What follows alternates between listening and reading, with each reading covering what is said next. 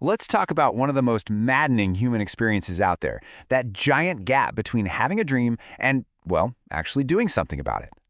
You know the feeling, right? You've got this amazing idea, this project that could change everything, maybe a New Year's resolution you were so sure about.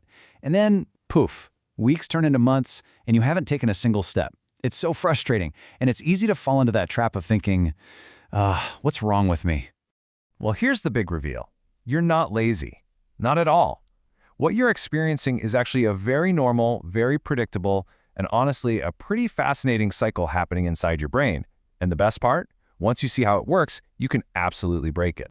Okay, so let's dive into the actual science here. We're going to look at the work of Dr. Tim Pychyl, who's a total giant in this field. He spent decades studying procrastination. And his main discovery? It completely flips the script on how we've been taught to think about this stuff. This right here is the absolute key.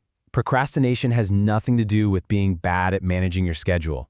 It's about managing your emotions. See, when you look at a big, difficult task, your brain might start firing off all sorts of negative feelings, anxiety, maybe some self-doubt, or just that horrible feeling of being completely overwhelmed. And your brain's number one job is to make that bad feeling go away, fast. So this is how it becomes a habit, a loop. You see the scary task, you feel bad. You decide to avoid it, maybe you go organize your spice rack or just scroll through social media, and boom, you get an instant hit of relief. That feeling of relief is the reward, and our brains are wired to repeat behaviors that get rewarded. So it learns this really simple, powerful lesson. Avoiding the scary thing feels good. And just like that, you've created an automatic habit that is super hard to break. And to really get what's going on, we gotta zoom in a little closer. Because there's this constant battle, a tug of war, happening between two different parts of your brain every time you face a tough goal. So in one corner, you've got the amygdala. Think of it as your brain's ancient, primitive alarm system. It sees that big project and treats it like it's a saber-toothed tiger. It just screams, danger, threat, run away. But in the other corner, you have your dorsal anterior cingulate cortex, or DAC. This is your action system. It's the part that says, okay, I hear the alarm, but we still have to get this done. Procrastination is just what happens when that screeching alarm system wins the fight. And there's actually a term for this. It's called an Amygdala Hijack. It's when your emotional, run-for-your-life brain literally hijacks your logical, let's get this done brain. You don't even feel like you're making a choice. You're just neurologically pushed into fleeing. And here's the really tricky part. Every single time you let the hijack happen and avoid the task, you are physically strengthening the wiring for procrastination in your brain. It's like you're paving a superhighway for avoidance, making it the easiest, most default path to take. Meanwhile, that disciplined circuit, it's like an unused muscle, just getting weaker and weaker over time. But our brains are really clever. They know that just sitting around doing nothing makes us feel guilty, which is just another one of those bad feelings it wants to get rid of. So it comes up with these brilliant disguises to hide the procrastination.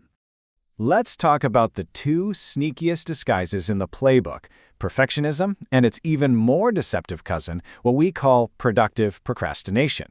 So perfectionism isn't really about wanting to do a great job. It's about being so completely terrified that your work won't be perfect that you just never start. In fact, there's some fascinating research showing that professors who score higher on perfectionism actually publish fewer papers. Why? Because the fear of not being perfect is totally paralyzing. Oh, and this one gets everybody.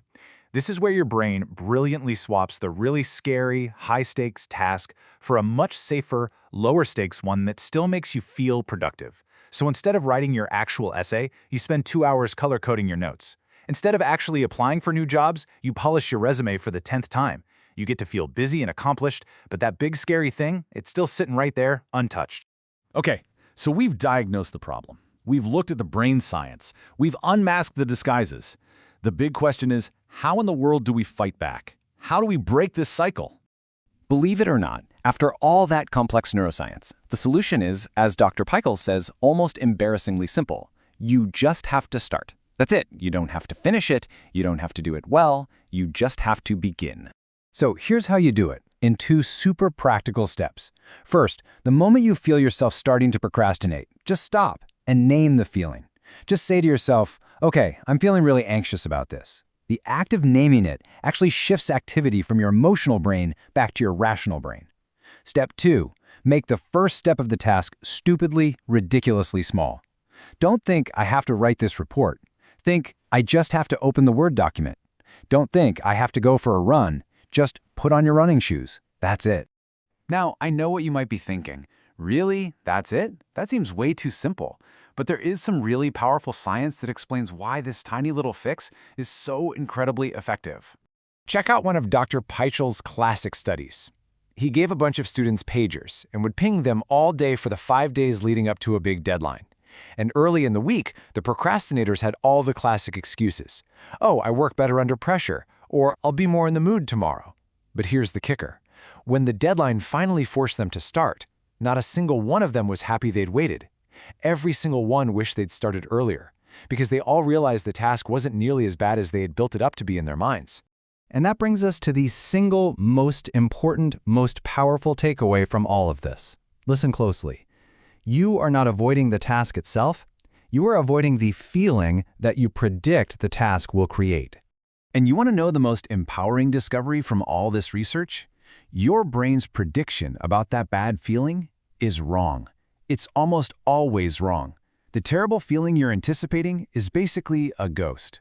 If you remember one thing, remember this. The dread you feel before you start is almost always way more painful than the work itself. The moment you begin, that dread just dissolves. So, I'm going to leave you with a question to mull over. Think about that one big, important thing you've been putting off. What is the absolute tiniest, most non-threatening, stupidly small first step you could take, maybe even right now?